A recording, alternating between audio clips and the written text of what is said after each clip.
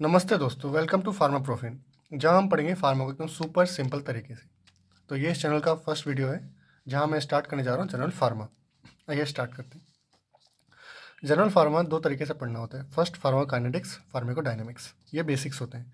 Pharmacokinetics में हम पढ़ते हैं कि ड्रग का मूवमेंट बॉडी के अंदर कैसे हो रहा है, ठीक है, what body does to the drug. Pharmacodynamics में हम पढ़ेंगे effect of the drug into the body. वो बात का सेक्टर है, वो हम बाद में पढ़ेंगे। अभी हमारा पूरा फोकस होगा फार्माकोकाइनेटिक्स के ऊपर, ठीक है। तो फार्माकोकाइनेटिक्स के अंदर हम चार चीज़ों को लेकर बात करेंगे: absorption, distribution, metabolism and excretion, ठीक है। इसे हम एडीएमए स्टडीज़ भी कहते हैं। अब एब्जॉर्प्शन से हम बायोअवेलेबिलिटी का कॉन्सेप्ट समझेंगे, आने वाले लेक्चर्स में आपको समझाऊंगा। डिस्ट्रीब्यूशन से हम वॉल्यूम ऑफ डिस्ट्रीब्यूशन, जिसे वीडी कहते हैं। मेटाबॉलिज्म और एक्सक्रीशन से हम समझेंगे क्लियरेंस, ठीक है।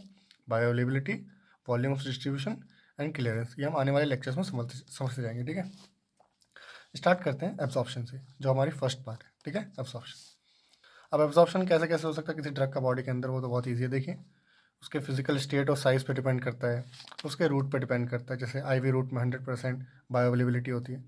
ये आने वाले लेक्चर हमको समझ में आएगा कि 100% क्या लिखा है मैंने यहाँ पे। चिंता मत कीजिए, टाइम के साथ आपको सब समझ में आ जाएगा।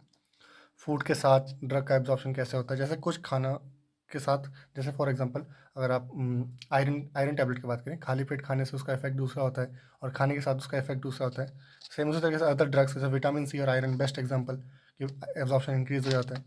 कोई जीआई डिजीज़ हो सकती है जिससे एब्जॉर्प्शन इफेक्ट हो सकता है, और कोई पीएच, ठीक है। तो ये सब जो फैक्टर्स हैं, इन सब पे एब्जॉर्प्शन डिपेंड करता है। Physical state and size, route, food के साथ presence of sums of food, other drugs, GI disease और पीएच। अब पीएच को लेके बहुत इंपॉर्टेंट कॉन्सेप्ट है, जिसपे आपका एमसीक्यू बन सकता है या वाइवा क्वेश्चन, और एग्जाम में ये शॉर्ट नोट आ सकता है आपका। पीएच को समझने के लिए मुझे आपका पूरा अनडिवाइडेड अटेंशन चाहिए अगले 2 मिनट के लिए। ध्यान से देखिए, पीएच को समझने के लिए आपको पहले दो चीज़ समझ होगी: आयोनाइज फॉर्म और नॉन आयोनाइज फॉर्म। हर ड्रग का दो फॉर्म होता है, आयोनाइज और एक नॉन आयोनाइज, ठीक है। समझते जाइए, आपको सारी चीज़ें एंड में क्लियर हो जाएंगी। अब जो नॉन आयोनाइज फॉर्म होता है वो बॉडी में अब्जॉर्ब होता है, ठीक है। तो अपना एन, और इसको याद करने का ट्रिक है NIA, नॉन आयोनाइज्ड अब्जॉर्ब, ठीक है। NIA इन्वेस्टिगेशन एजेंसी होती है अपनी इंडिया की। अब याद कैसे रखना है, NIA कहीं भी आ जा सकती है, तो ये non ionised form membrane cross करके कहीं भी आ जा सकती है, ठीक है, बट आयोनाइज्ड फॉर्म नहीं कर सकती ऐसी, ठीक है। तो आपको यहाँ पे ये समझना होगा। तो आपको याद करना है NIA, नॉन आयोनाइज्ड अब्जॉर्ब। अब जो NIA है वो चैंपियन है, वो कहीं भी आ जा सकता है, ठीक है, वो एब्जॉर्ब होगा बॉडी में। आयोनाइज्ड फॉर्म एब्जॉर्ब नहीं होता। इतना होगा, एक कॉन्सेप्ट क्लियर हो गया आपका। अब दूसरा कॉन्सेप्ट समझिए। एसिड अगर एसिड फॉर्म में रहेगा तो वो नॉन आयोनाइज्ड फॉर्म में रहेगा। बेस अगर बेस मीडियम में रहेगा तो नॉन आयोनाइज्ड फॉर्म में रहेगा। सिंपल। अब चलिए आपको समझाता हूँ क्या होता है। जब हमारी बॉडी में एस्पिरिन एंटर करता है, एस्पिरिन होता है वीक एसिड, ठीक है।